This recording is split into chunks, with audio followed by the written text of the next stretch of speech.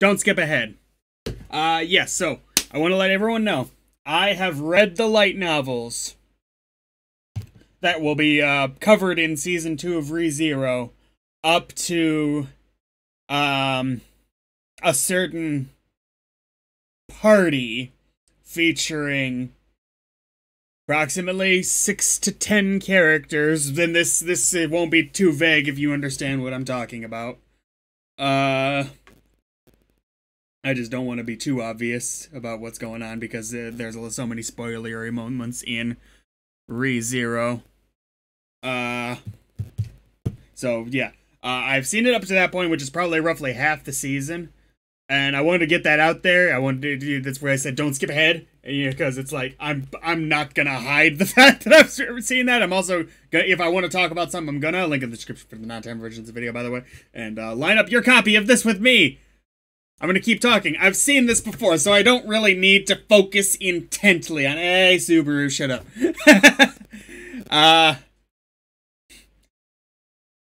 I decided in preparation for season 2, which I'm going to be reacting to, and that's the reason I've stopped reading the light novels, because I want to at least have half of that as a blind reaction. Yeah, doing these cause fun. Yay, I haven't done the director's cut yet, so at least that'll be different. God. Words.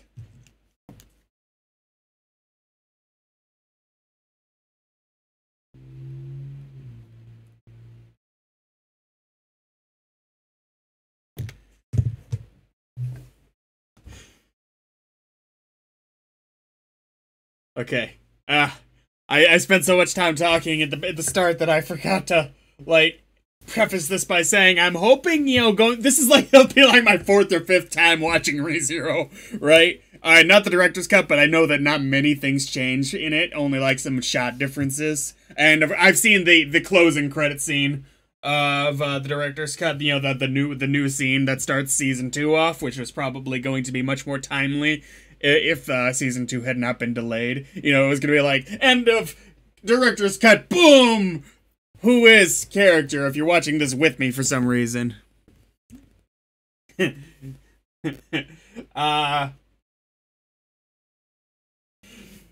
Shit, where was I going with that? Oh yeah, it was probably going to be much more timely. It would go straight into season 2. That just didn't work out. But we're here. July 8th is what they've announced is when season 2 starts. Woohoo! I'm going to release these in tandem up to that point. Just take people up. I want everyone to watch ReZero. Everybody. In the universe. Entirely. I think that is the best possible scenario, because it's amazing. And yes. So we're gonna watch this. And I'm gonna stop talking because I sound even stupider than I actually am. And that's pretty stupid. Hello, Felt.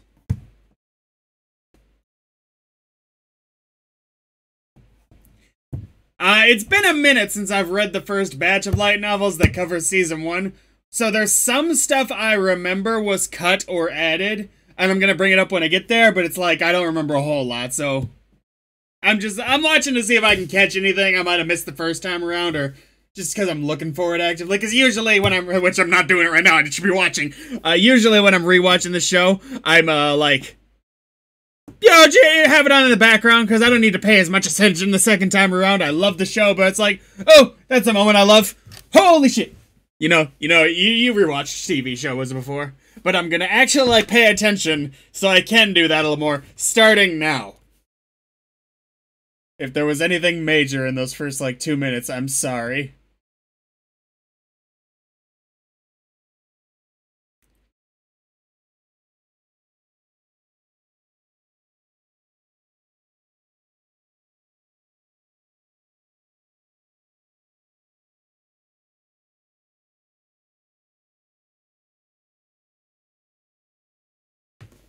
It occurs to me, it's very strange how, given his characterization especially, how nonchalantly he answers. I'm just gonna call them apples, because that's what they are.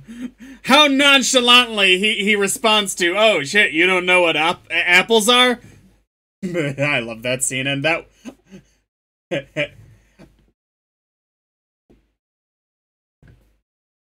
They actually significantly cut down, or his general wandering from the start of the book, making it much more of an impactful moment when Amelia arrives, and she helps him out, because literally he's sitting here, and like this entire world's kind of just like fucked him several times over, and it feels more like that in the books. It's not that big of a difference. The point still gets across here. It's just a little bit more, you know? Anyway, I find it interesting that the shopkeeper so readily is like, these are apples. Like, without any hesitation, so is like, are apples not obtainable everywhere? Which I know later on we get the girl. What's her name again? God, what is her name? Aldebaran. Shoot. Aldebaran's her soldier. Crap.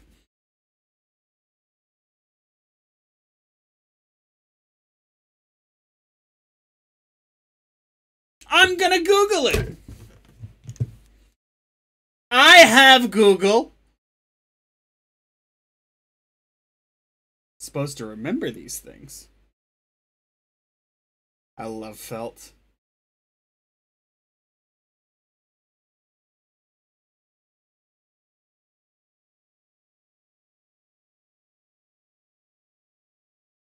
It's probably gonna make me mad because it'll be Priscilla. Priscilla's her name. I know later that Priscilla doesn't know what apples are, but they kind of specify that that's because of her upbringing and not because of availability wherever she's from, and because she always saw them peeled. That's what it was. So she didn't know they were red. She still knew they existed. So yeah, very strange how nonchalantly he's just like, these are apples. Can you imagine going to a fruit vendor anywhere in this world and being like, can I have that? What is that? That's a banana.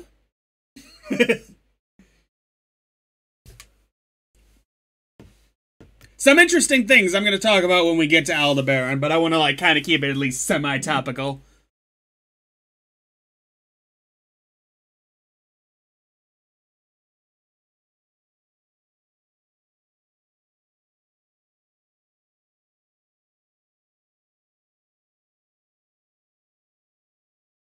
In the books, if they make it clear, actually, you know how if they keep attacking Subaru because he goes down an alleyway, it's not entirely clear, but in the books, he's going down different alleyways. He only realizes because he's Subaru, and he never realizes anything in an easy manner because he's a little dense. He's smart, but he's dense. Unable to read situations is, I believe what they call it. It's interesting because it's revealed in like the third or fourth time loop that these guys actually have marked him because he seemed that way, and that's why they're actually they marked him long before he went down any alleyway. So when Subaru resets, no matter where he goes, these guys are gonna come after him. It's not a matter, because when I first watched this, it seemed like remarkably coincidental. Wow, he keeps running into these guys over and over again. It makes sense in the books.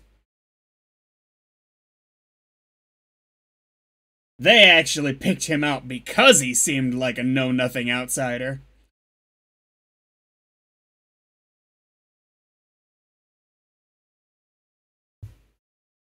There's a similar slight change from the books to the show that is going to come when they're looking for the loot house. That I'll talk about. Not the first time, but like in the final loop.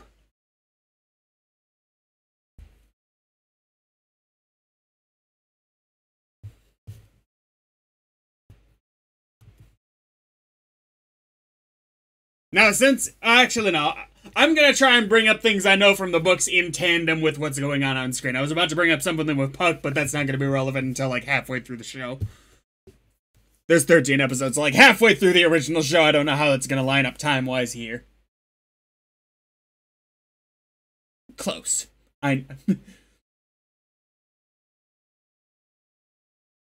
Oh, yes, I should mention now. Amelia is best girl. I'm sorry. I love Rem too. Rem is also best girl in grand scheme, but like Amelia wins here in this show. Rem would have been best girl in 99.99999% of other shows she was in. She loses to Amelia. I'm sorry if you disagree with me. I don't blame you. Rem's amazing.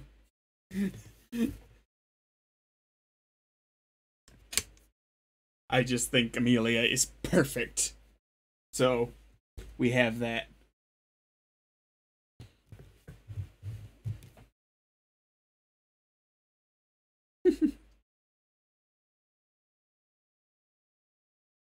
Yeah, I'm changing my mission statement for these videos. It's not looking for things I didn't notice, it's telling you guys things that you didn't know because you probably didn't read the books. God, they're good books too. I really actually I know light novels are a bit of a turnoff for some people because I have the anime, but it is genuinely one of the most developed fantasy worlds I've ever seen. I love the books for ReZero.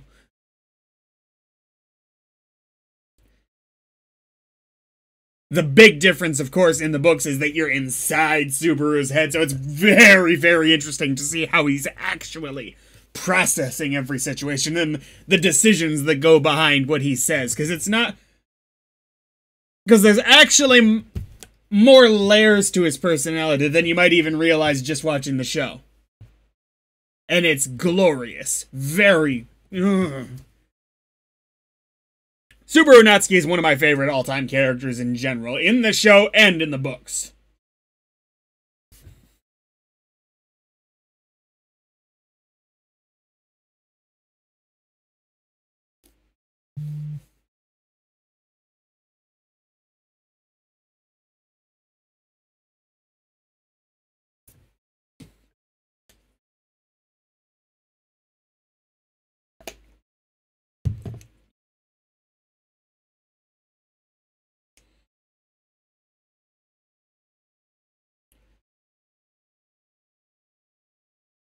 I never expected to say something negative here, but I think the shot competition with Puck there in the bottom left was a bit weak. I know. Oh God.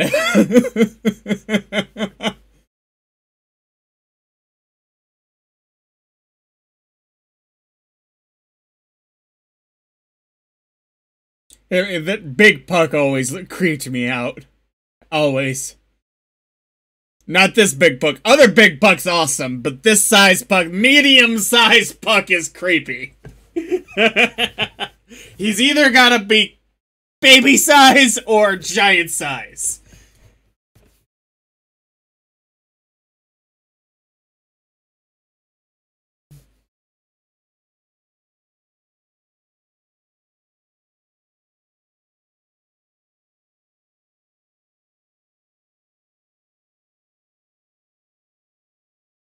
I can't remember if he decides to do this because he's genuinely grateful to her, or if he's already like, ooh, she's cute. In the books, in his head, he doesn't consider himself in love with her until the lap pillow scene, you know, the one where he's bawling his eyes out on her.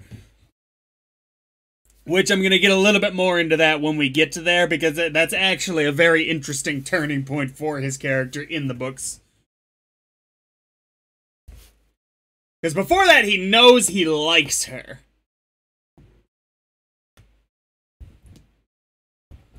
After that, it's like, oh, she's my one and only. Shit. One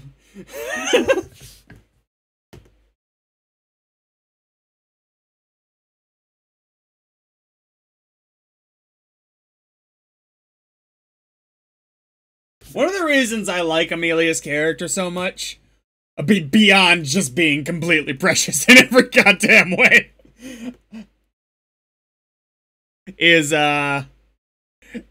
because of her main motivation to become king, and it's a king in Lagunica, not a queen. Always a king. Her motivation is partially selfish to be like, I can do it. I can be the top. I can overcome everything. I love that it's not just I want to help everyone because I am Jesus.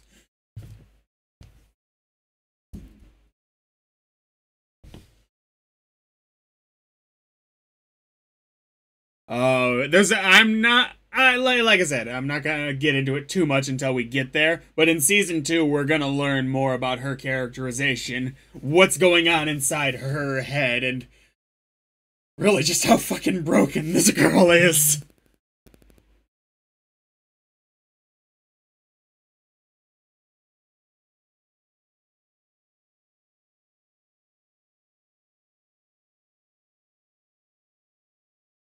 Some of my favorite chapters, and there's very few of them, but they're awesome. Are the few chapters that are from Amelia's perspective. With the I think we got one from Rem's perspective, if I'm not mistaken, and of course I haven't read the book. Shit. I sent my chair flying down. Oh.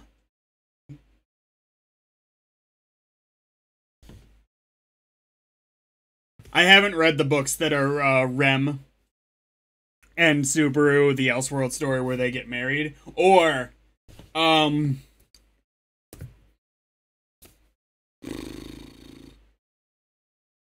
lie that started it all. Really and truly, more people should have understood this was bullshit on the first way through. I've watched other reactors watching this, and I was there too. Not judging. More because it's very clearly played that whatever she's saying, maybe it's not clear that she's lying, but whatever she's saying is odd, given Puck's reaction, given her hesitation. I don't remember if they said it here or not, and I wasn't paying enough attention, but, you know, in the books especially, Puck's also like, you have terrible taste or something like that, but Subaru can't hear him say that.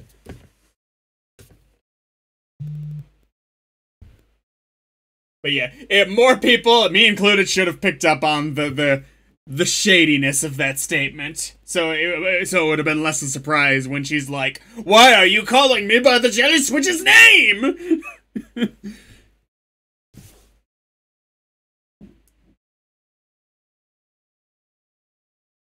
Oh, I am going to.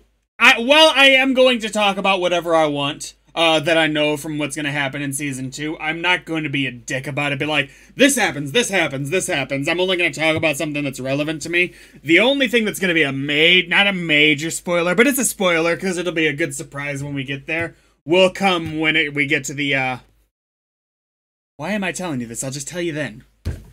I'm too excited and hyper, honestly. I love ReZero. I genuinely love it. I love talking about it, and I don't have enough people in, like, real life who watch the show to...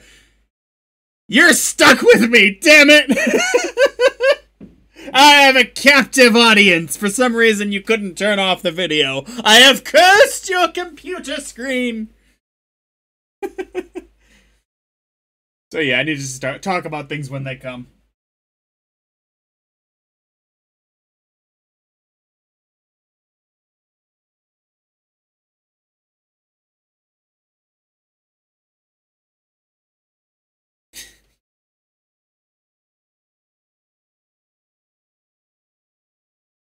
They never really directly address her age, but we do know it's probably... I've been assuming like 30s or 40s, which is very young for an elf, but still older, you know?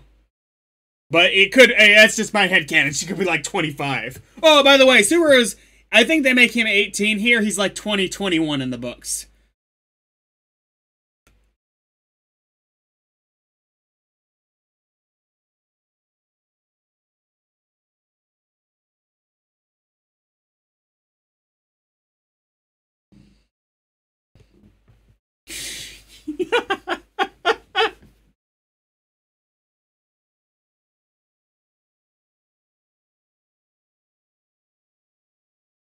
ReZero's awesome on the rewatch because it's like I appreciate, especially more. The first time I watched ReZero, I liked it a lot. But I wouldn't have called it my favorite show. But God, I just appreciate it so much more. How much they're setting up and what they're doing the second, third, fourth, fifth time through.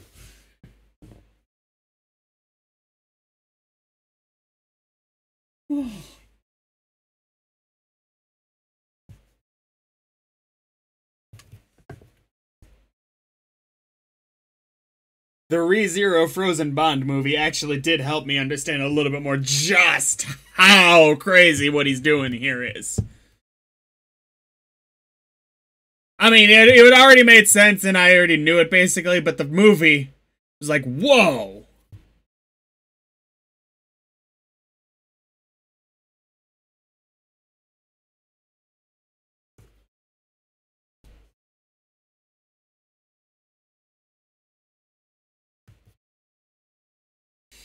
Oh.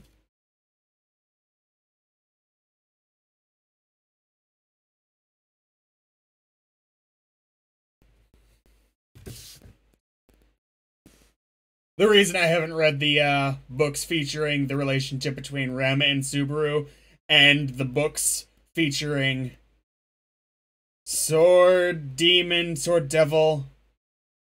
What's his name? I'm horrible with names.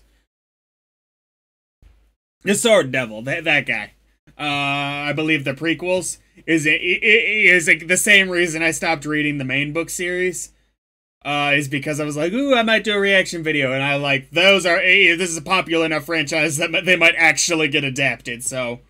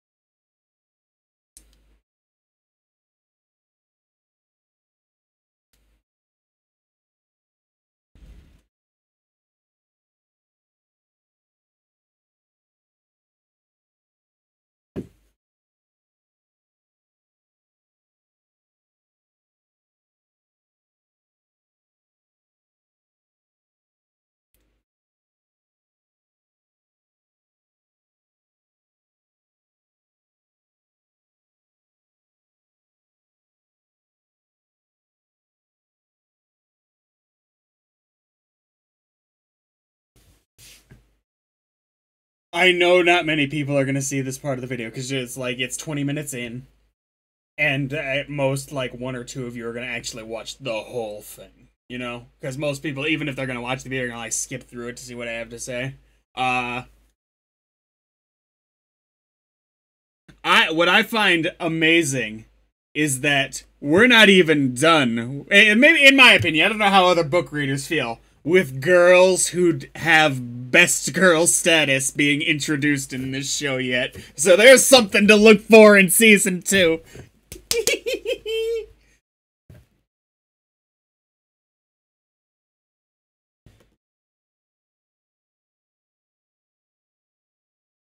They explain in the books that the reason, in future loops, and partially in this one, I believe, that Subaru is able to get information is, in one of them, because he looks so, beat up and dusty and stuff, that they think he's poor. And in the final loop, he's actually able to get information and help from them in the books. They don't do this in the show.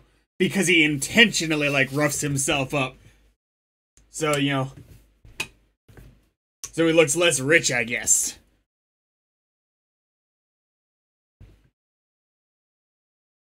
And it's gonna be irrelevant again later. I'll talk about it then, though. Something to do with felt.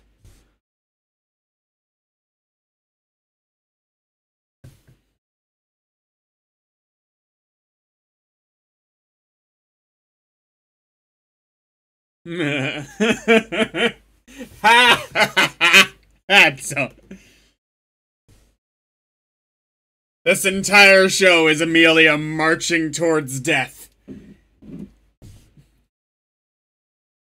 The messed up thing is, truly, really and truly, how often, at least in a sense that to her, she's right to ignore Subaru when he's like, we gotta do this thing. Because just by logic, but we know he's right because of time loop. It's like, every decision she makes in this show is theoretically the correct one. Just, given the information she knows. It's just that this world is a dick to theoretically the correct decision. Also, she's got a nasty case of bad luck. Also, I'll talk about it in the next episode. Major season 2 thing that will be a big spoiler. So seriously, you've been ignoring that. Seriously, these videos are more for after you've seen the first half of season 2. I don't want to... most of the things I'm going to talk about aren't going to be big spoilers, but that one's a big spoiler. And I will talk about it in episode 2 or episode 3, whenever it becomes relevant. The only reason I'm going to talk about it is because I feel like I'll be able to more genuinely relay my thoughts, which is what I'm here for. If I can talk about anything, and that's a big anything.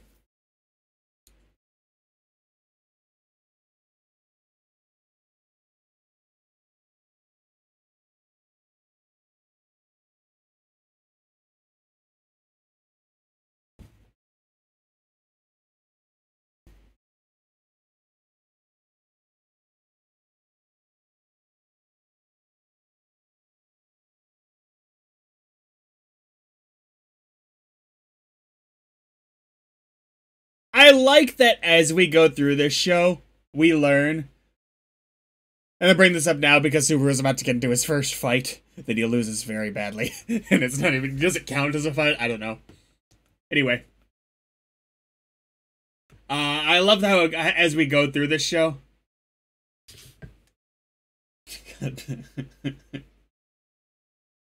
he gets better at fighting... And he's actually not a bad fighter in the first place. He's just in a world with gods. But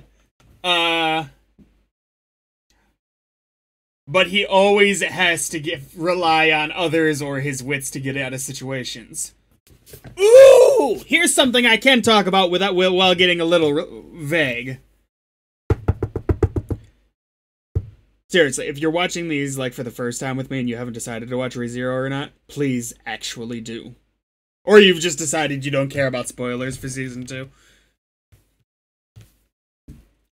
In the books, at the end, a lot of light novel authors do this. They have, like, a little blurb from the author about something in the book, or, like, you know, his thanks to his family, or his editors, or whatever. And at the end of the light novels for ReZero, particularly the end of an arc, because sometimes an arc takes several books, though the first arc is just one book. The author will talk about what the general theme of the arc was. And I don't remember how he worded it. But it was effectively learning to, rely on your allies was one of the themes. There was another couple themes. I don't remember what his wording was. But the arc we're currently in, that's going to be the starting arc of Season 2, the general theme is referred to as self-reliance. Because it's basically the first time Subaru has gotta almost completely solve the problem on his own because of several factors.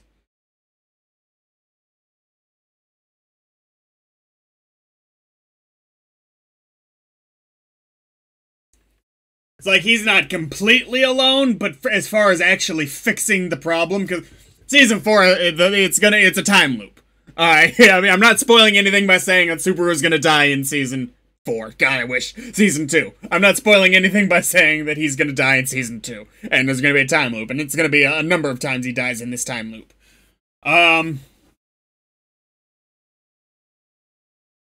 And because of the nature of this particular time loop, he's basically cut off from regular support. He has help in individual situations he can create, but a lot of it's on his own. And in many ways, Season 2 is actually the most broken mentally, or at least the worst situations we see Subaru get himself into mentally. Which, if you've seen Season 1 but not Season 2, you hear that and you're like, holy shit! What worse is gonna happen to this guy? Yeah. Thank you for attending my stream of consciousness where literally nothing has a through line. But I'm mostly here for fun. I love that they use this guy as the key point here.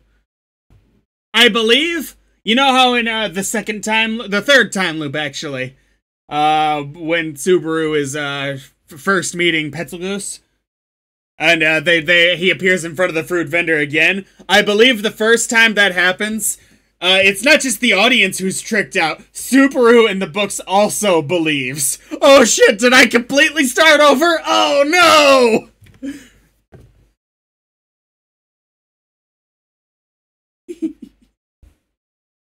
I might actually like this show too much to do videos on it.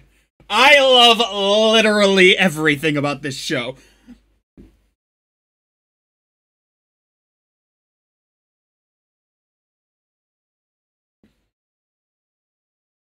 I love the designs on these three. I love their characterizations. I love how they're different enough from each other that they're actually interesting street thugs.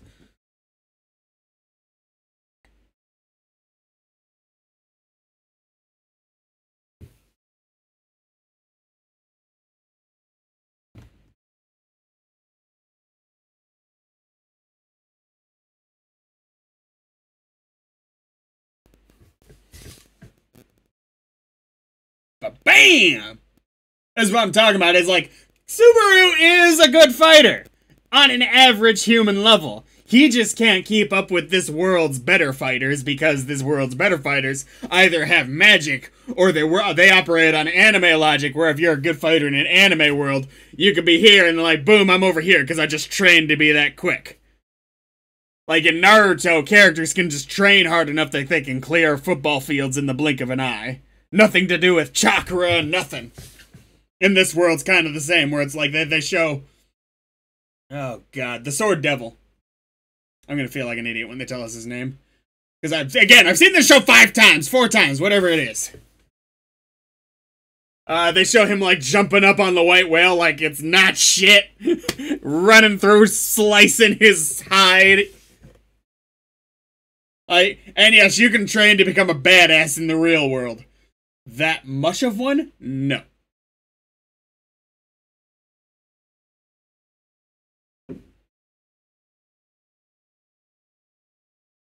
Whereas, it seems at least, Subaru, well, he could get a lot better, and we kind of learned that with Aldebaran, because I'll tell you now. In the books, it's revealed, I don't know why they choose to cut this from the show. In the books, it's revealed. And it's a season 1 reveal, so they just cut this. It's not from future seasons. Well, maybe, but like they haven't done it now. And it's revealed that Aldebaran is also from our world. And he's awesome. He can fight. But he's also a regular dude. Nothing like Sword Devil guy.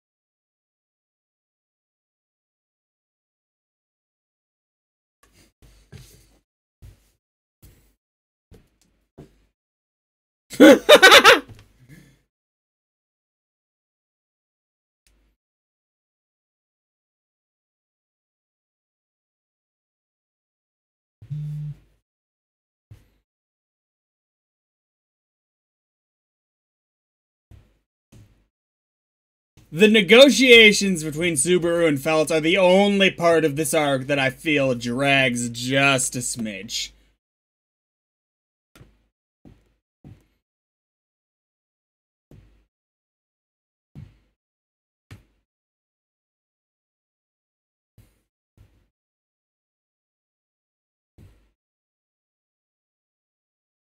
Dun dun dun dun dun.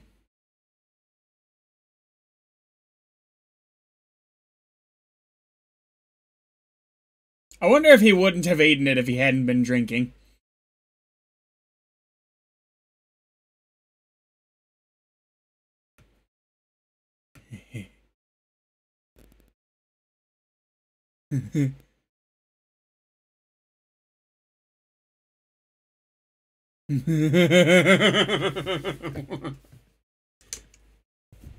Oh.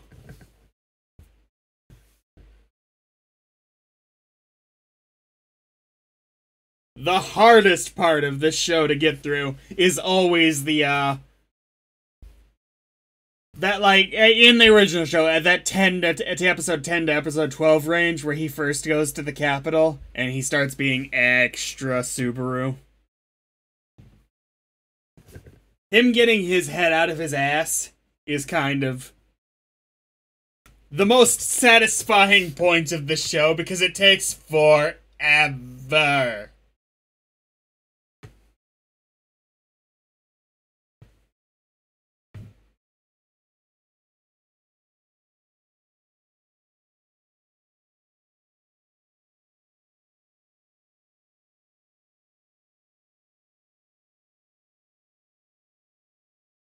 The different ways he meets Felt 4 times, I think it is.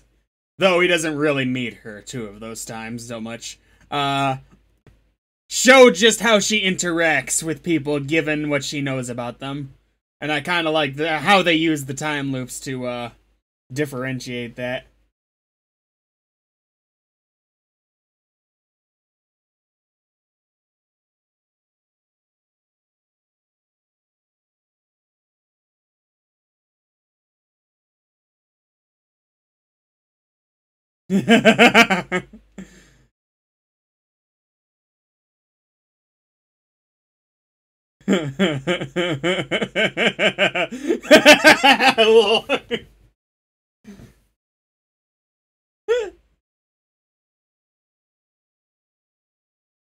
The music in this show is top notch, especially the intro, the Call of the Witch, and just a lot of the general ambience. Ambiance, fancy speak.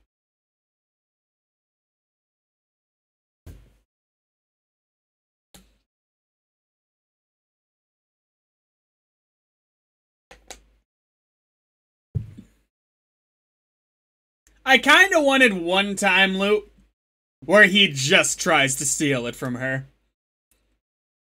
If I wanted anything extra, because it would go bad, because nothing goes well for Subaru, at least the first time around, but I kind of want to see how it would go, you know?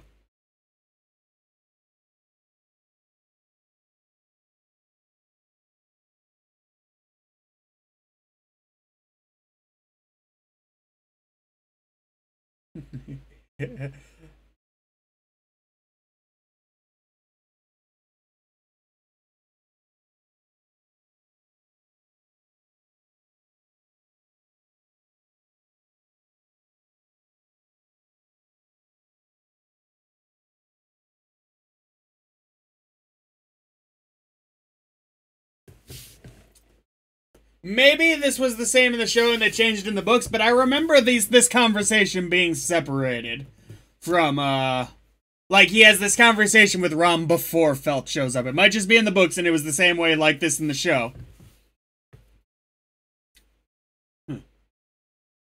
Yeah, I feel like he was told that this was media before Felt ever showed up.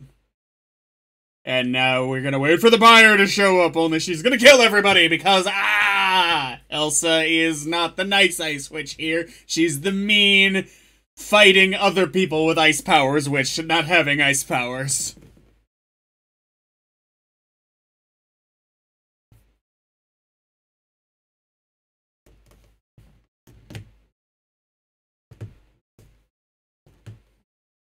I think that was a typo. I think I was supposed to say fencers.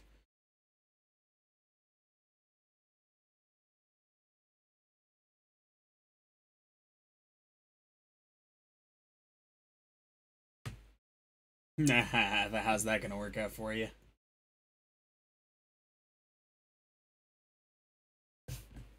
This isn't really a straight comedy, but I would kind of like if in the director's cut there was one scene that was straight just different, like in Conker's Bad Fur Day for the Xbox, where it's just like they do the scene and it's like, oh, why is it different this time? That way viewers will think that we're gonna change a lot more after this point.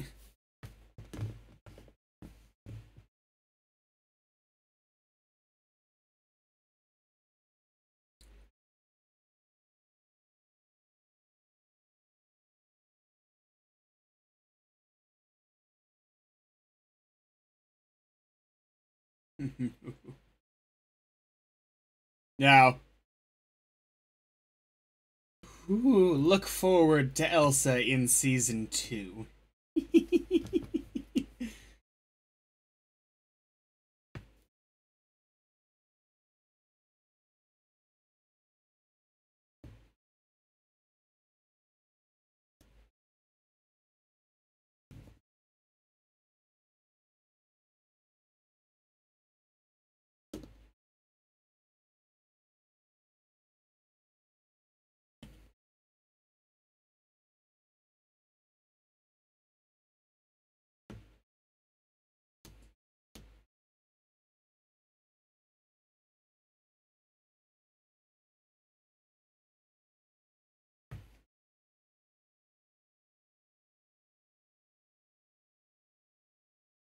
I love what a professional stance he's taking there, like as the bodyguard.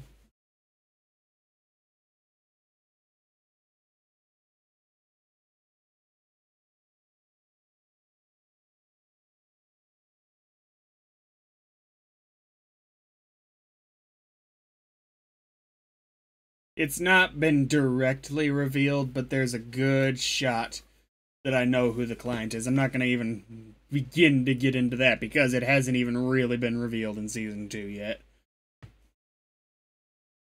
Oh, for where I've read.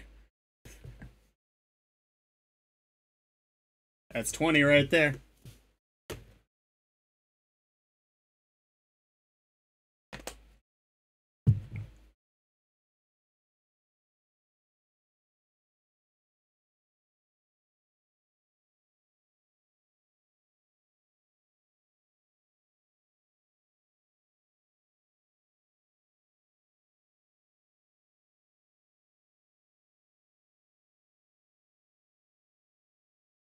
No.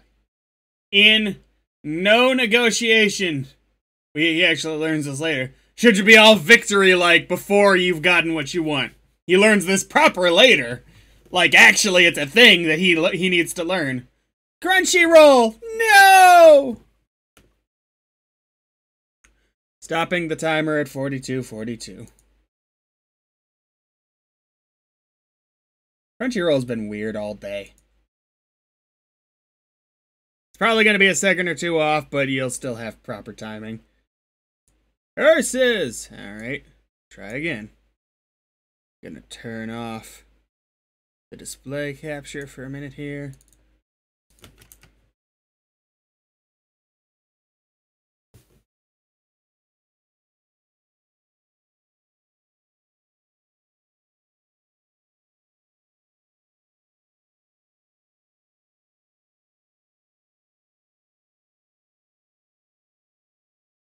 Alright.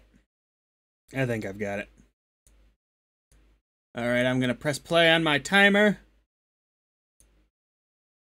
Okay, in 3, 2, 1, press play.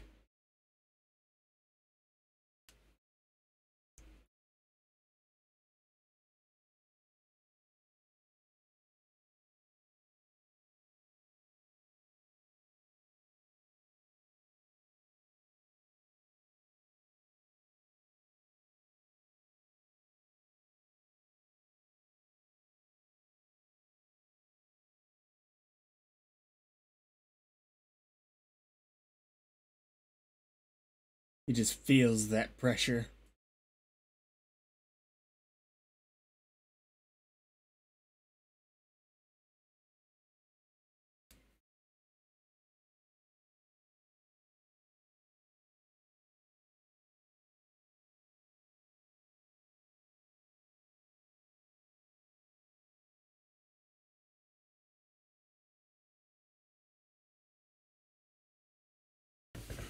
ReZero has, like, Elseworld stories, of if Subaru had made different decisions, that are released every year on his birthday, and they're named for one of the 7 deadly sins.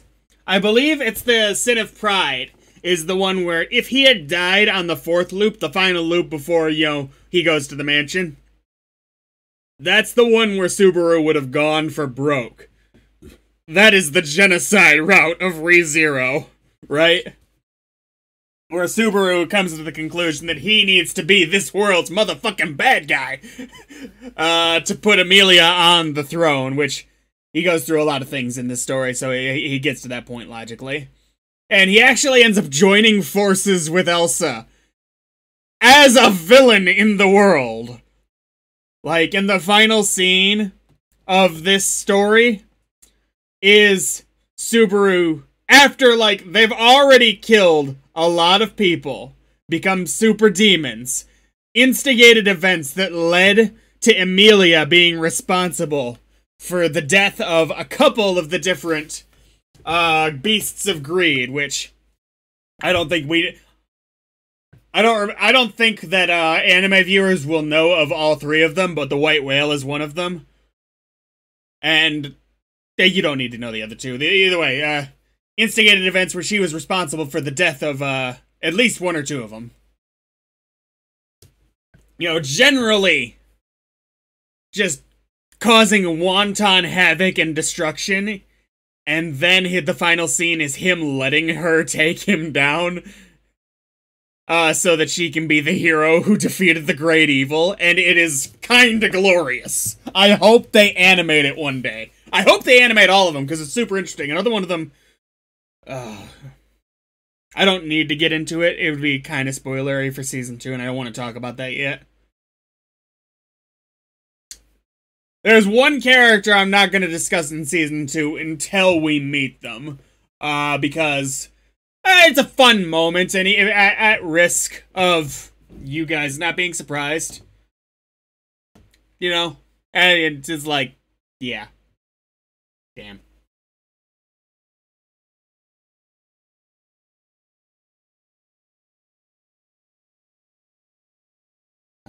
Shoot. I lost my train of thought. Look at me go.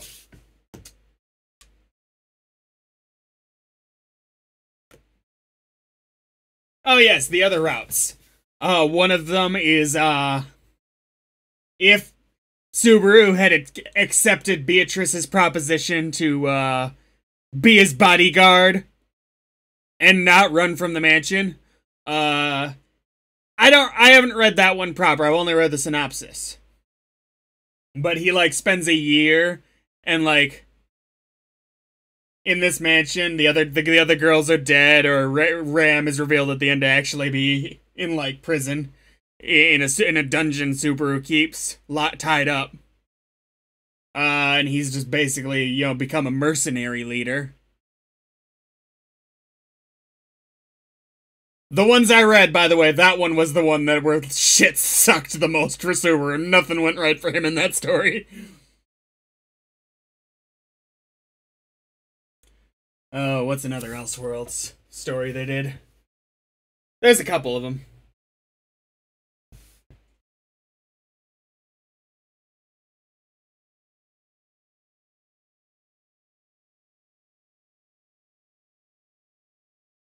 It's almost hard to believe that this is the best situation Subaru's ever in. Like, this is the happiest sequence of events we get for him in this show. God.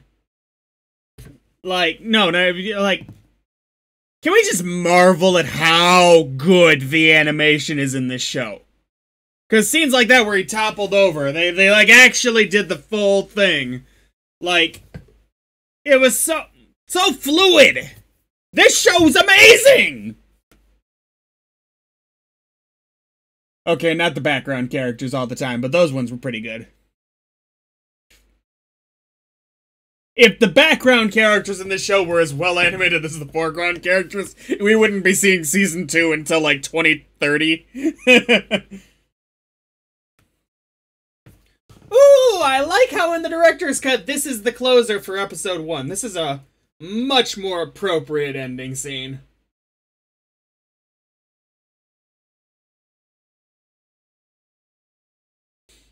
I need to never watch this show with someone for the first time because I would not be able to shut up about it. Oh my god, I love this show. Everything's perfect. Even the stuff that's not perfect is perfect.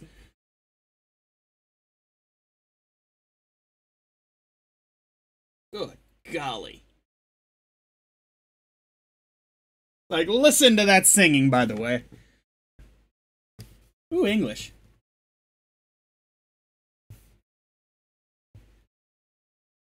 I don't like that they've popped the subtitles up for this part, because it would inspire you to, like, listen a little closer.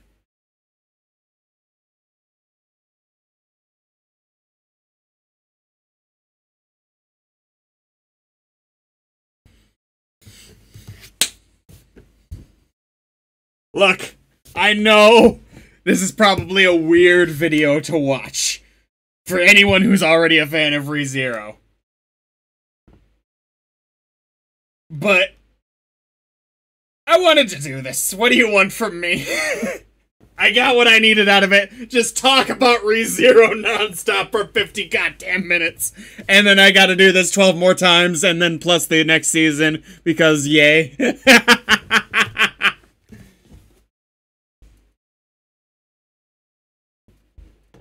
I barely watched the actual show, to be honest. Like, I saw a scene and I was like, here's 12 things I can talk about. But that's just how in-depth this show is. And the lore and the background. And, like, God.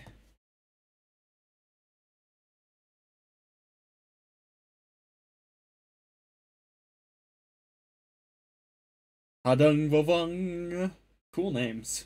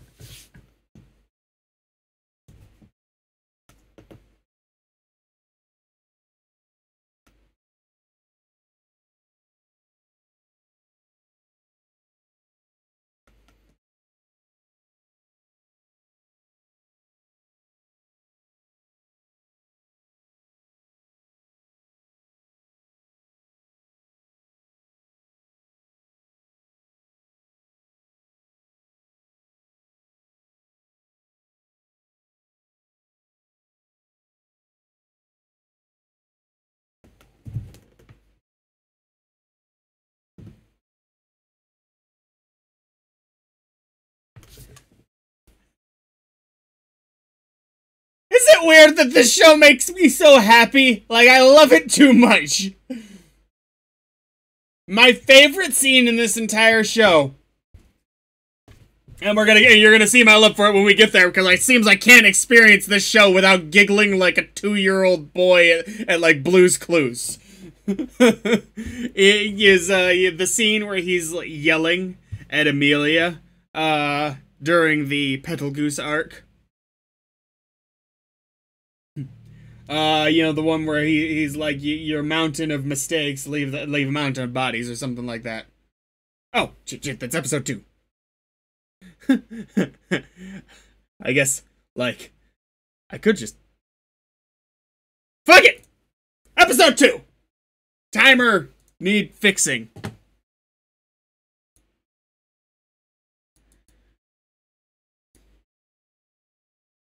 We're on 8.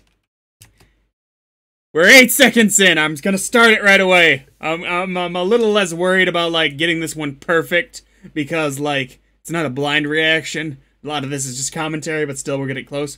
I'm gonna press play on the 8-second mark in on the Crunchyroll version of ReZero. Director's Cut. Episode 2. In 3, 2, 1.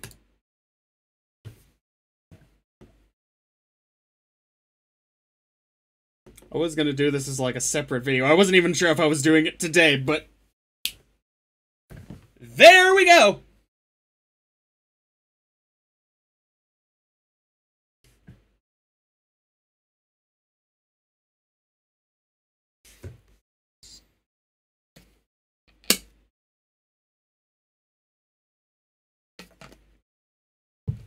Ooh, I wonder if they changed the intro at all for the director's cut.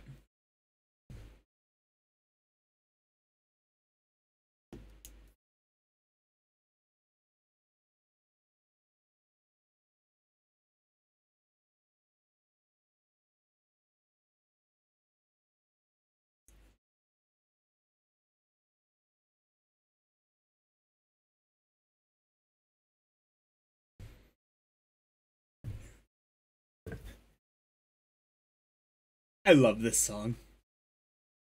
This and Overload Season 3 are two of my absolute favorite anime intros. Just for that badass appeal. By the way, Isekai Quartet, it doesn't seem that anything's really different. Isekai Quartet completely has me wanting a completely straight crossover between all four of these. Non-canon, but like a separate canon show where they all end up in the same world together, but it's played straight instead of just the comedy. Because I think it would be amazing. If nothing else, for the art style. I want to, like, God. Because their art styles, because it's anime, honestly, all kind of fit together. Am I crazy to think that would be amazing? I don't think so.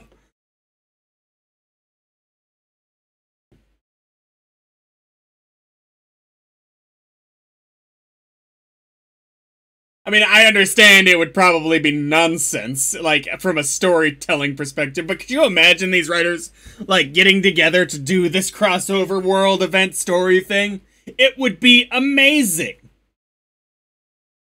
Again, should not be canon to each of the individual shows because it would fuck up their own individual stories, but, like, ooh! Saga Tanya the Evil, like, you know, they could work it in, they could do this with Overlord, I just, so fuck.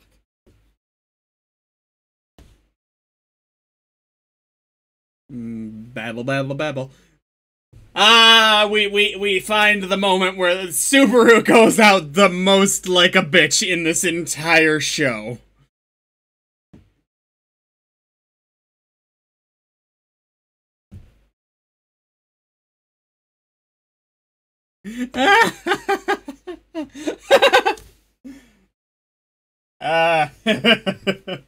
This is the second quickest he dies after, at least from what I've seen through, you know, reading the books. This is the second quickest he dies after restarting a time loop. I'm not gonna tell you what the first time is, because the first time's fucked up. This is the first quickest, because the first quickest fucked up. But this is the one that he goes out the most like a bitch.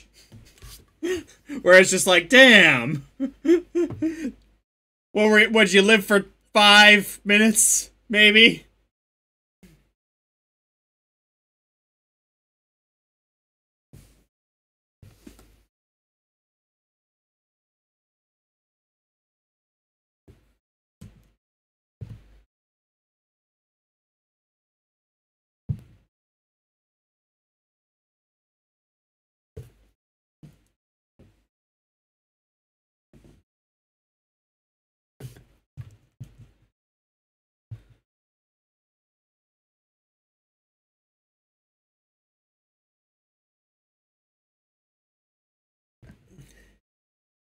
I don't think he ever addresses this in the show, but after the demon dog attack that leaves him with many scars, he's like, well, I guess I gotta stop saying that now.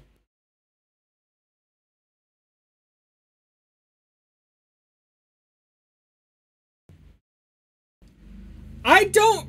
It's sort of a gradual realization in the books and in the show, but I don't think there's ever a single moment where he directly says to the viewer, oh, this is the Witch of Envy doing this. The time loop thing.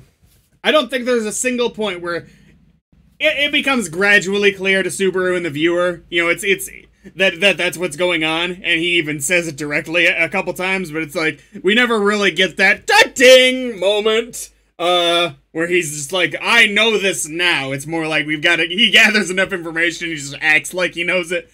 It's kind of interesting how they do that.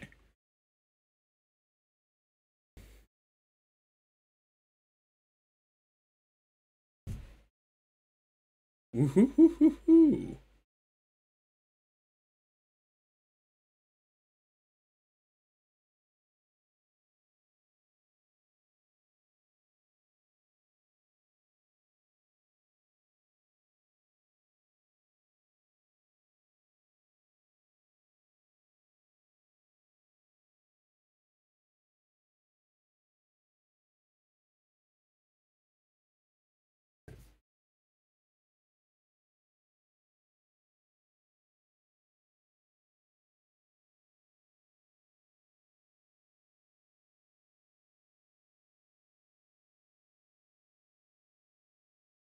Curse splat.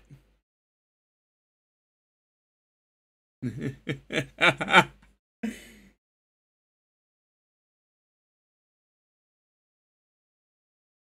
like... This is gonna tie a little bit back into Isekai Quartet, but I think it's kind of interesting that none of the main protagonists in Isekai Quartet are really completely good people, but Subaru is definitely the only one who, like, is a net good person. Where it's like, especially if you read the books, you get sort of in his head. He's a little bit selfish in some ways. He gets better. But I love that he isn't just a saint. He's got his own shit going on, and honestly, if it weren't for how infatuated he becomes with Amelia, and Rem for that matter later on, he probably would have tried ditching way before the, second or third death during the Petzelgoose arc. The, first time, you know, the one where he's trapped and he has to try and get them to go battle the white whale, that one.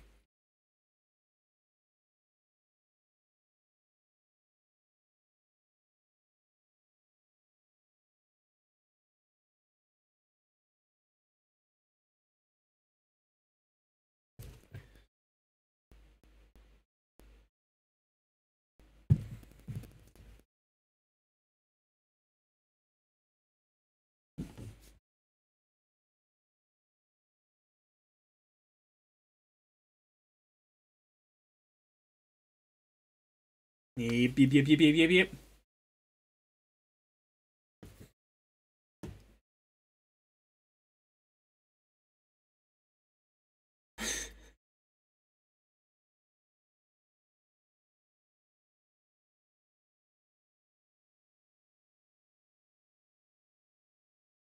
I love this scene. I'm just gonna let it play out.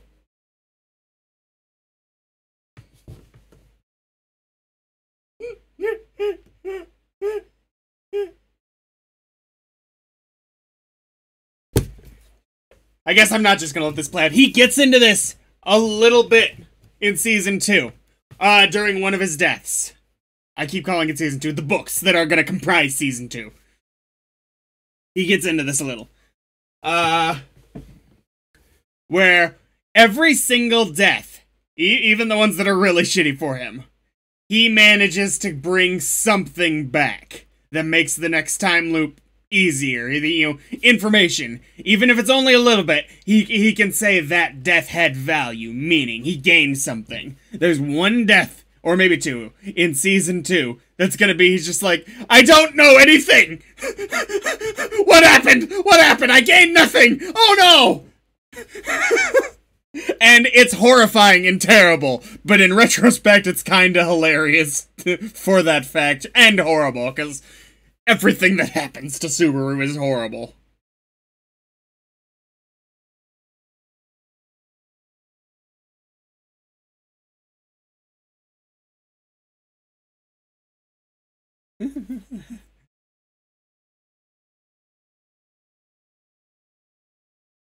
God, Reinhardt's such a good guy.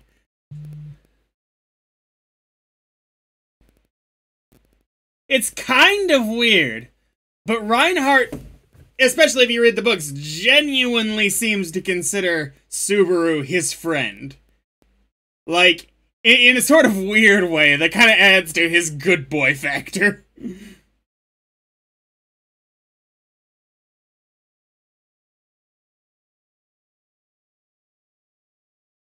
They don't really make it crystal clear in the show just how overwhelmingly powerful Reinhardt is. They sort of do, but like, it's not entirely clear in the show that Reinhardt is literally on the level of the fucking dragon that founded the kingdom. Like, and that's not normal for a sword saint. That's just him. Also on the level of Puck, to the point where I think he mentions this in the show too, but not to the same extent. But in the books, he's like, "Yeah, I'm gonna rampage to destroy the world if Emilia dies, but I won't be able to do it because eventually I'll run into Reinhardt and he'll kill me." And Subaru's like, "He can kill you?"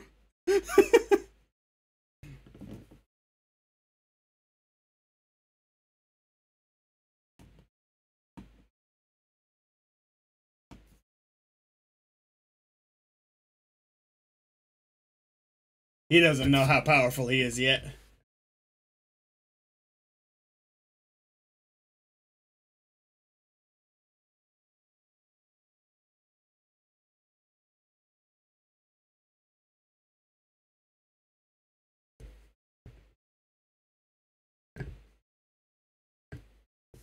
I'm a little surprised.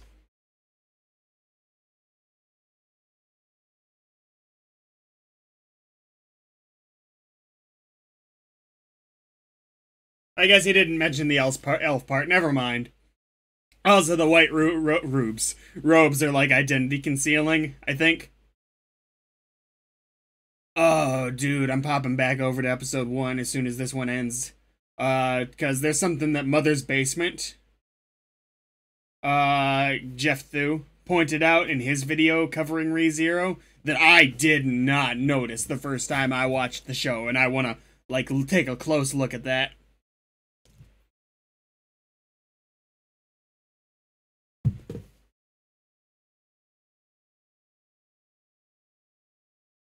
Yeah, they kind of simplify his conversations with the slums people in the show.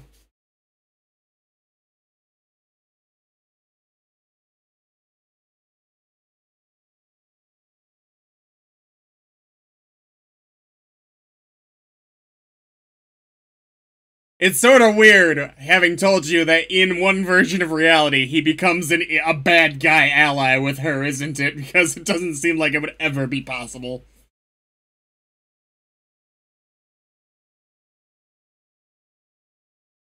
I'd be like, I'm scared of everything.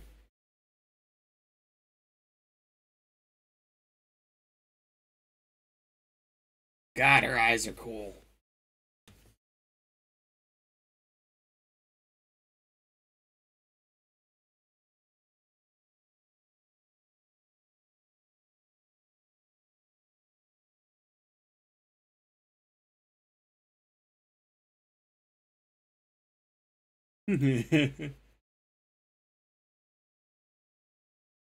Subaru's smartass comments are such a huge part of his character.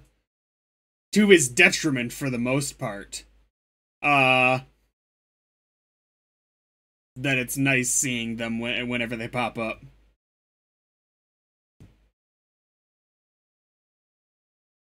This fight scene that's coming up, not in the books. To my great shock, actually, because it's actually incredibly well animated. This might be my favorite one-on-one fight, and there's not many in the show, that's why I can say that relatively confidently. This might be my favorite one-on-one fight for animation in the show. Just because the animation is so good. He does, like, the flip with the table and everything.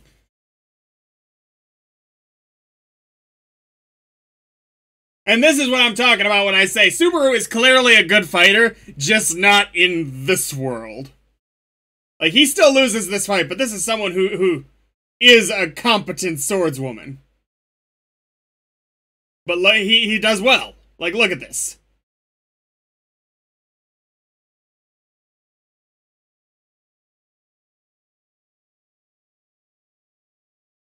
See? Look at that shit.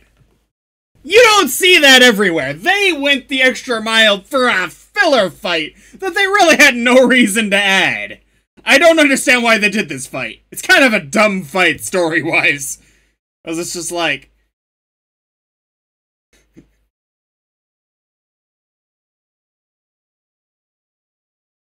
Because you're, like, semi-famous.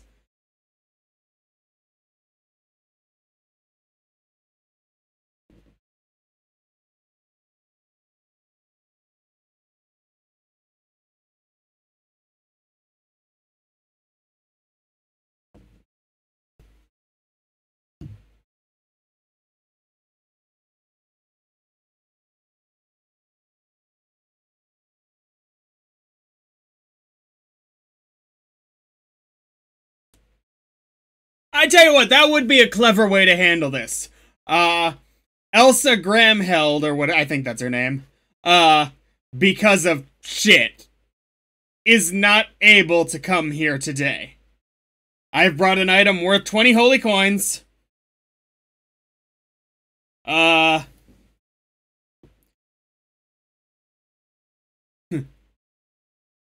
going to deliver this item to her, to the employer. To my employer, same employer as Elsa. He'd be lying, of course. For your trouble, we can also send an envoy to pay interest at a later date. However, we need the item today. Some shit like that. A lie. A clever lie, I hope, if he could word it right. No, then Elsa would still kill them. Because Elsa's kind of a dick.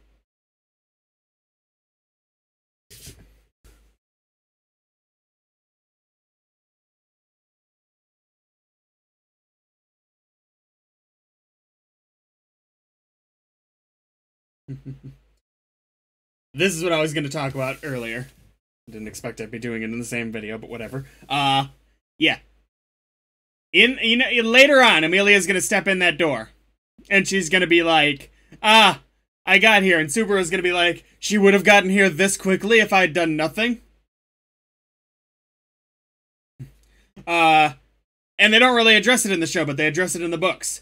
In reality, Subaru, because of his, urging her along, she does not have time to use the people of the slums to throw Amelia off her scent. She would ordinarily be setting them up so that they would throw up smoke trails.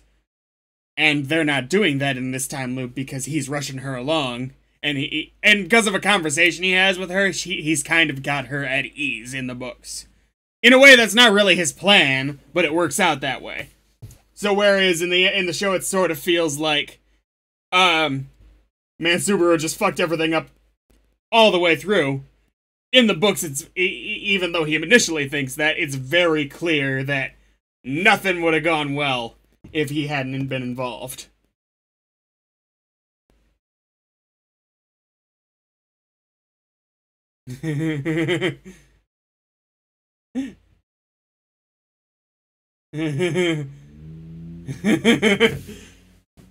No respect from Subaru, ever.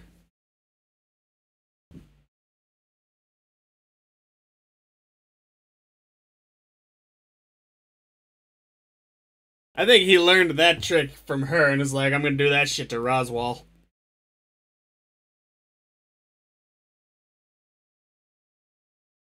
Which kinda helps, because if he had seen one before, he'd be like, this seems different.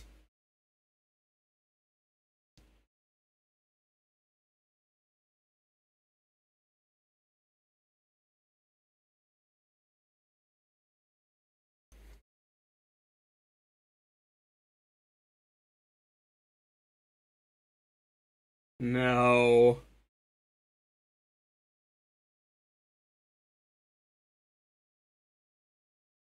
He really just does not know how to carry himself in these things.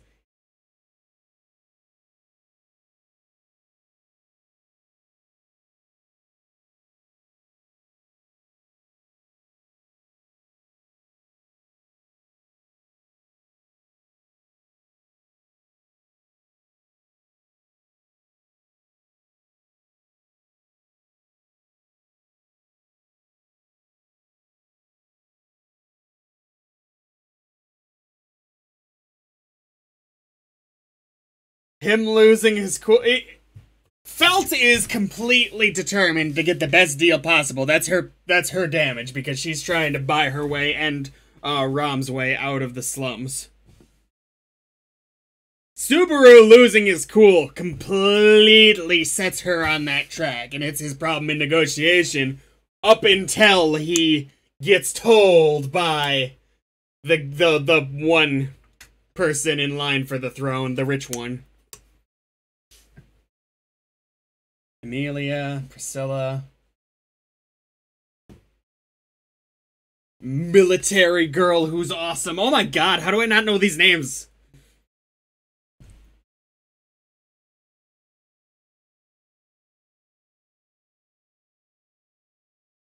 Lying or not, he's not being...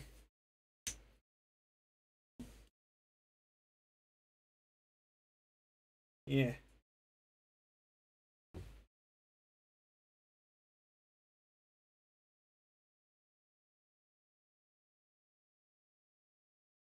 I don't really blame him for making these dumb mistakes the second time around. The problem for him is that he keeps making these dumb mistakes.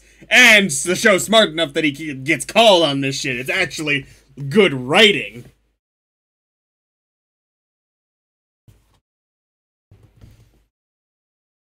And it's the Kool-Aid Man!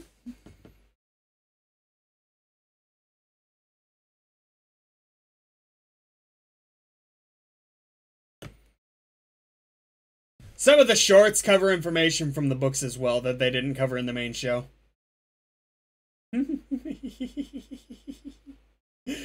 Oh, one of my favorite scenes is coming up. Just a little short dialogue exchange. It's nothing too major. I'll point it out when we get there.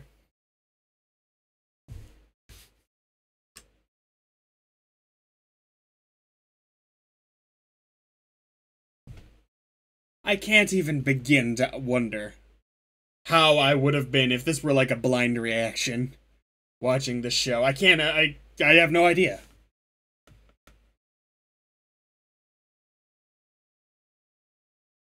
Da da da da.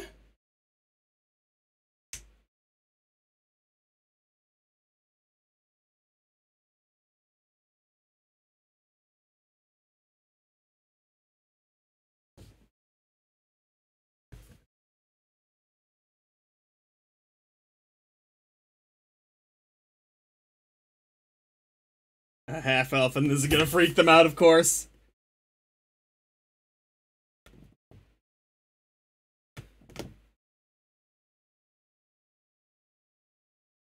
I mean, would it be the worst thing ever right now for her to believe that she's Satella? If you got that reputation, you might as well use it when it's helpful. Yes, I am the mistress of all evil. Give me the shit.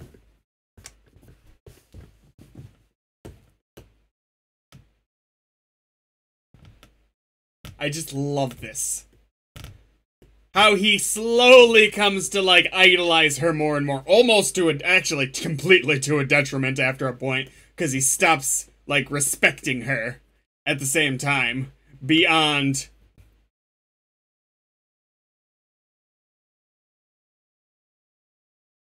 This is the exchange I was talking about. I love it. She's like, wait, you're on my side?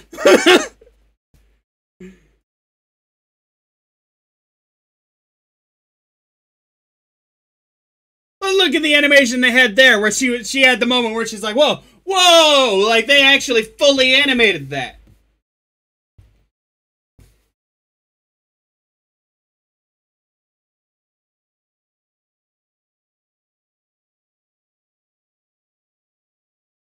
God, if season 2 of ReZero is this good, oh my good golly.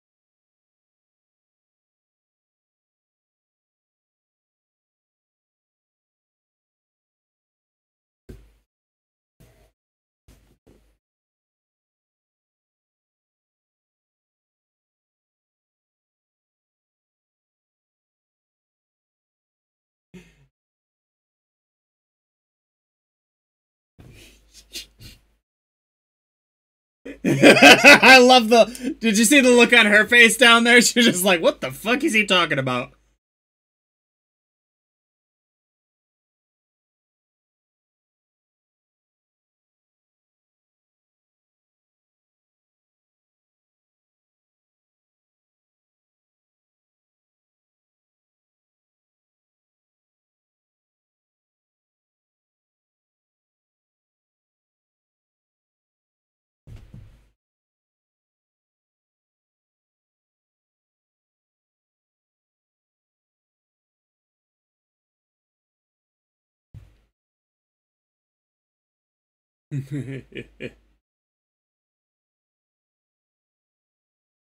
We did not get enough scenes of her fighting in this show. Or season 2, we're not gonna get enough either. Okay, I haven't seen the second half of season 2. Read it. But...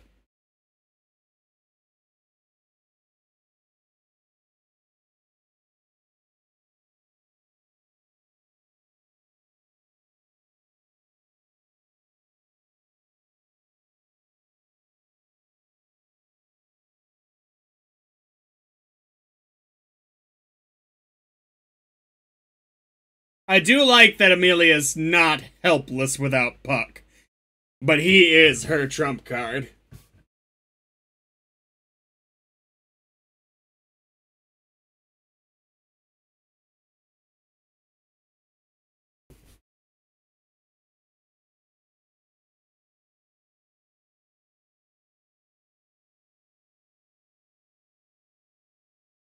It's not entirely obvious in the show unless you go frame by frame, but she actually slices off the sole of her feet to escape that.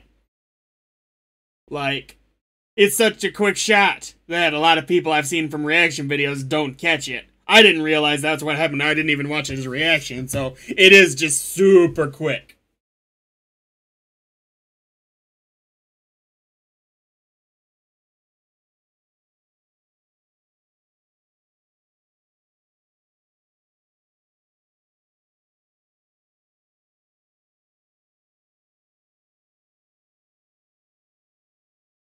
My completely asshole-ish contract where it's like, I'm gonna kill everybody if you die, which I'm sure you'd love.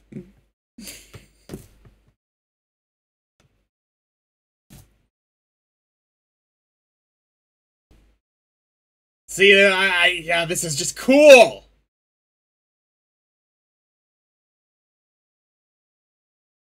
Amelia's fights are great because you can tell she's a friggin' professional.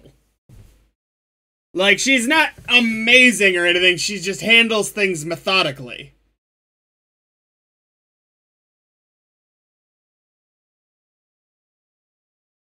Aw.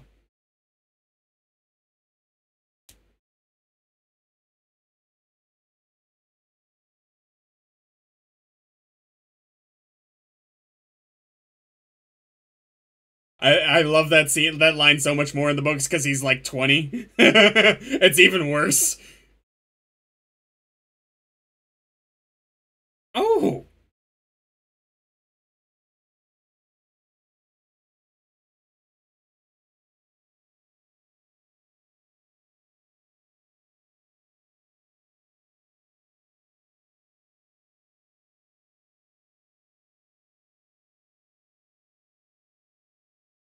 God.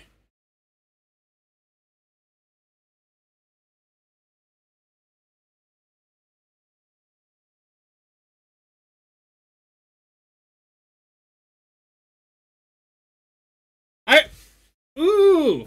Wilhelm Van Estrella, that's his name, Sword Devil's name. I wonder, yeah, it's just weird how it comes to you like that. I wonder what a fight between him and her would look like, because he's not as amazing as the Sword Saint.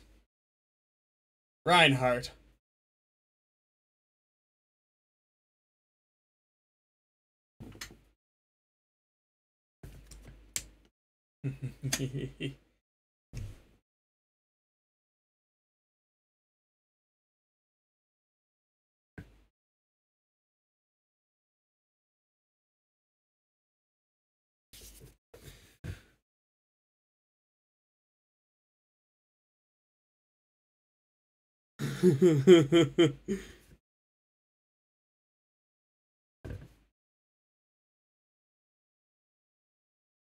God, look at this! Almost no Western animation, heck, almost no Eastern animation can compete with how good this is.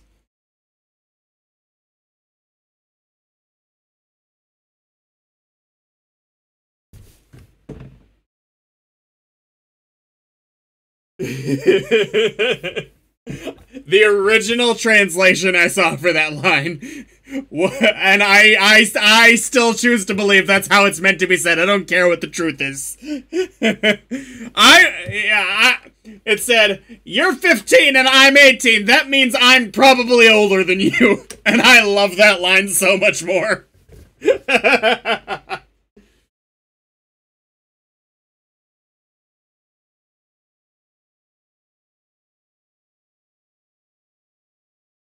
God, this line right here. That whoa, I'm awesome. That is the moment where I decided, and it was really early in the show, I know. That is the moment where I decided, oh, yep, I love Subaru Natsuki. Yep, I'm on his team.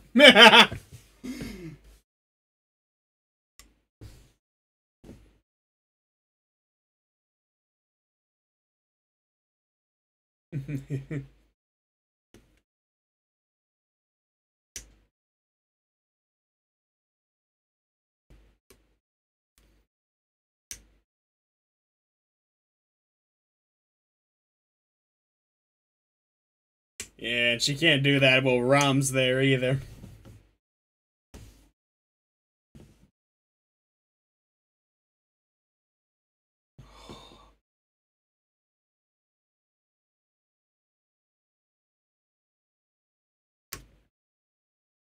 Every fiber of my being hopes that one day we get to see Emilia remembering slash Subaru being able to tell her about their first meeting.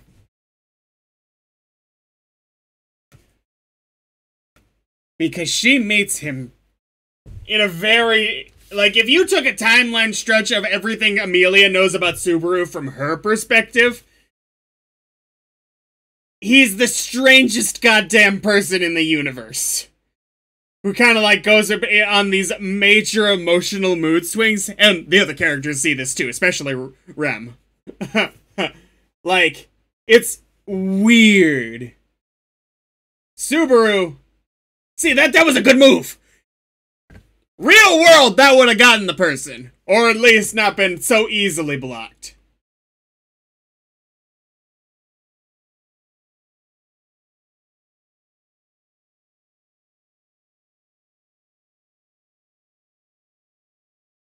Like, really, the only uninterrupted time Subaru has with Amelia is that roughly month stretch between the mansion arc and the the Lagunica capital arc, where, again, Subaru gets stuck there.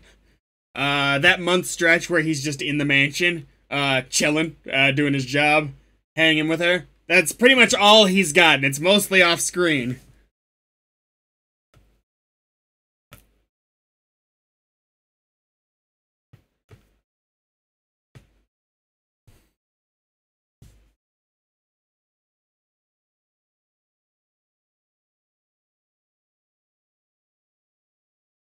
Yeah, their first meeting is one she'll probably regret.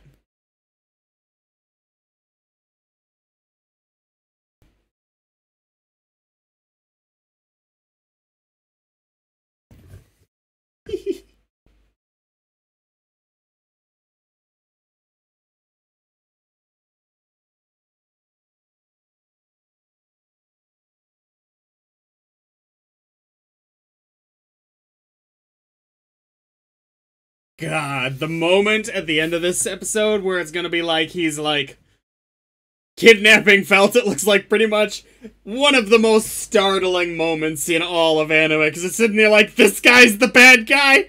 How are we gonna beat this guy? Thank God for everybody that didn't turn out to be the case, because for every enemy Subaru Natsuki has to take on ever, the count as lucky stars it didn't turn out to be Reinhard.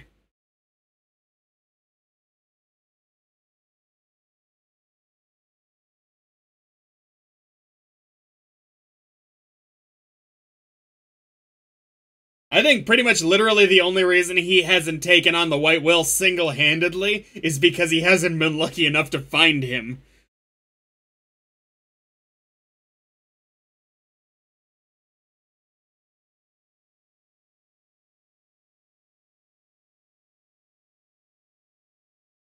I don't know. Yeah, I'm not gonna get into the Demon Beasts. There's two other big ones. Oh, I suppose because this isn't really made clear in the show directly, in a way that I understood, so I'll tell you. The way they played out the White Whale being Greed made it seem like there was gonna be a giant demon beast for every one of the seven sins. No, it turns out that Greed, the Witch of Greed, actually made all three of them. They're all Greed. That was kind of directly clarified in Season 2 information, but it was available in Season 1 book information.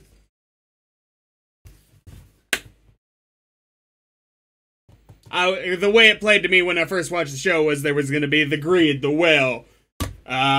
Sloth was going to have like a sloth or something, a giant sloth, I don't know.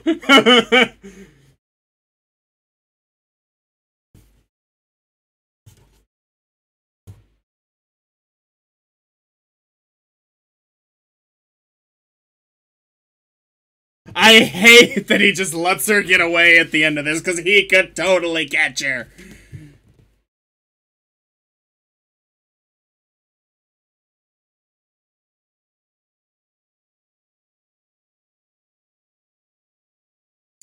Elsa's a boss, okay.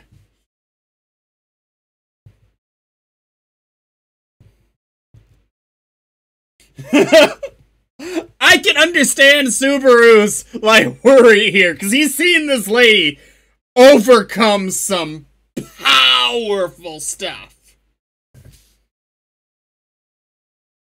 Like, golly. Like,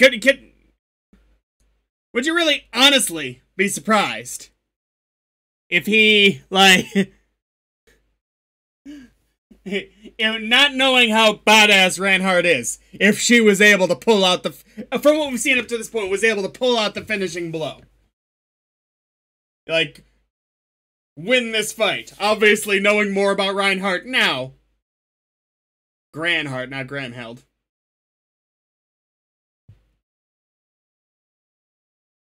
It would honestly have been shocking if she managed to win this fight. With the information up to this point. Just because of how badass she is.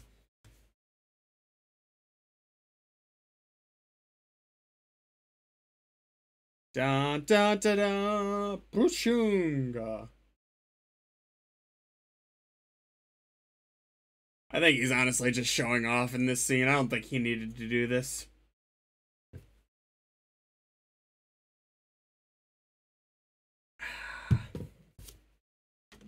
No.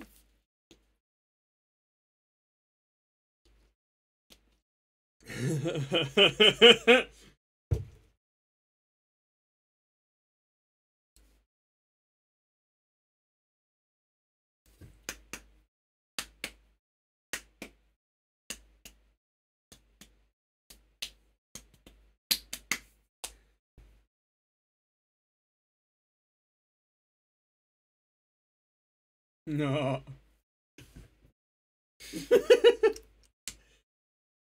Oh, God, I love these two together.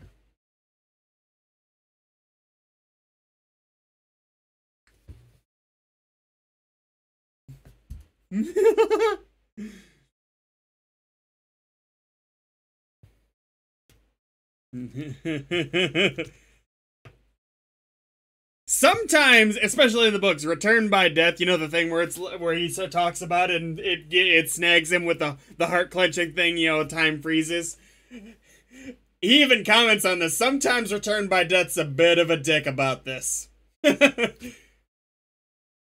There's one point actually where we see that happen to him in the books, but we're reading from Rem's perspective, and we only see the transition, and he's just like, wow, that counted? That's a bit harsh of a restriction.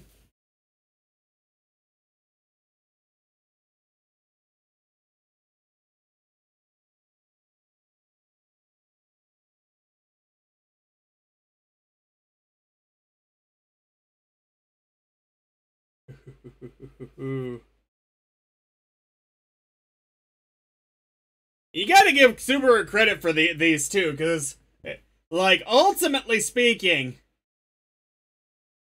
his fighting skills are enough that he's just able to keep his head in the game. If he were faster, he'd actually be a force to be reckoned with.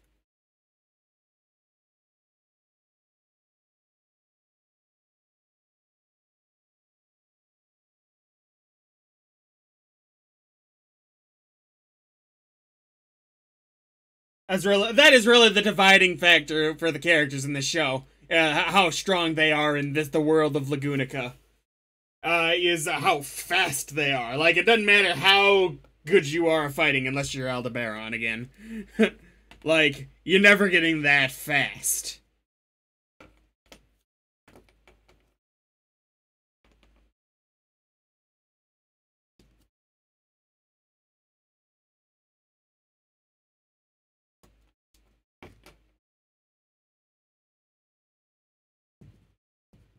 I love you.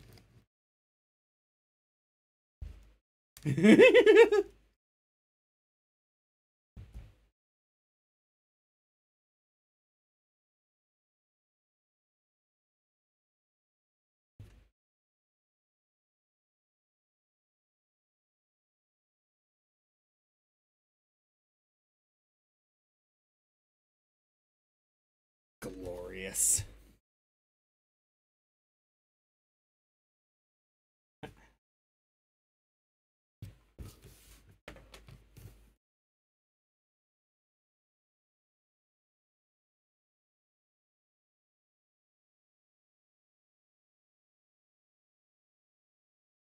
Yeah. It's Looney Tunes logic how he's gonna get the belly slice thing in a second here. Like, seriously, it's like, the gravity only works as soon as you look down. Looney Tunes level stupid. Like, look at this shit. Look! He did all that dancing around before. This is just stupid. God, imagine if he had died here.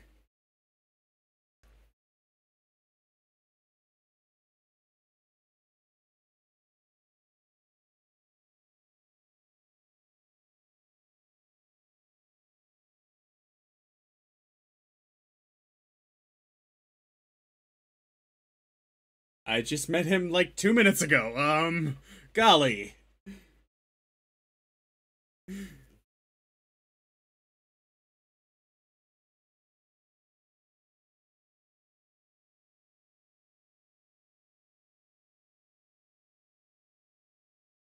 The fact that she doesn't remember their first meeting is why I almost always feel for Subaru whenever he's like trying to explain something to her. He's like, no, you really are important to me. I can't explain why, because you'll die, I'll die, everyone dies if I try and do that.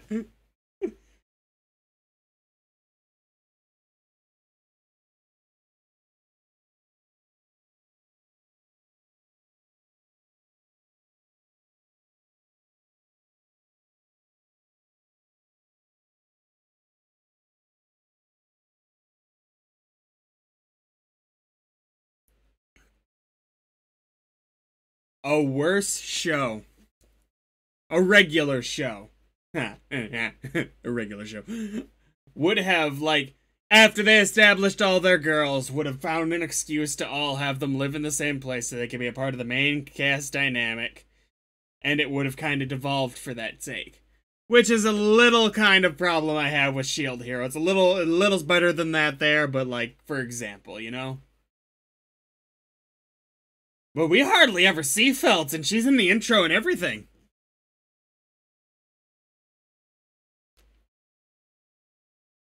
And that's because for the story, we don't have a reason to see Felt. We also go long stretches of time without seeing Amelia later in this show, in Season 1. And in Season 2, we're gonna go long stretches of time without seeing Rem.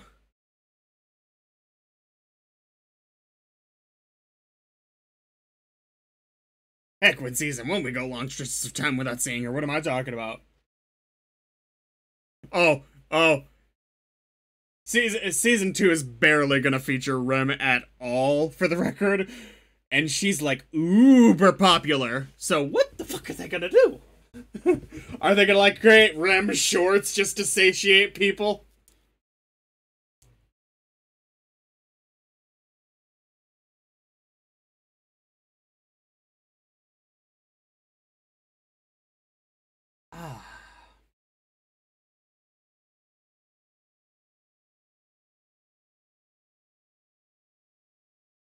I don't remember if they ever explained the symbolism with the moon here. I think this scene right here, it was the epilogue of the first book, is the first scene that he's not the narrator.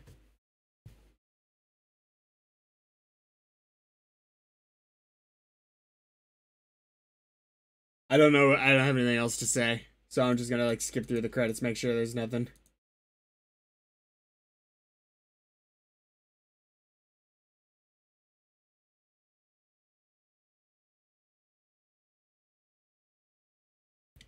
Unsurprisingly, there wasn't.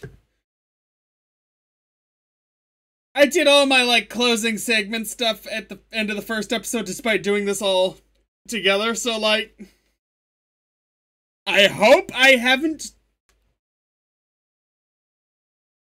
said anything too stupid.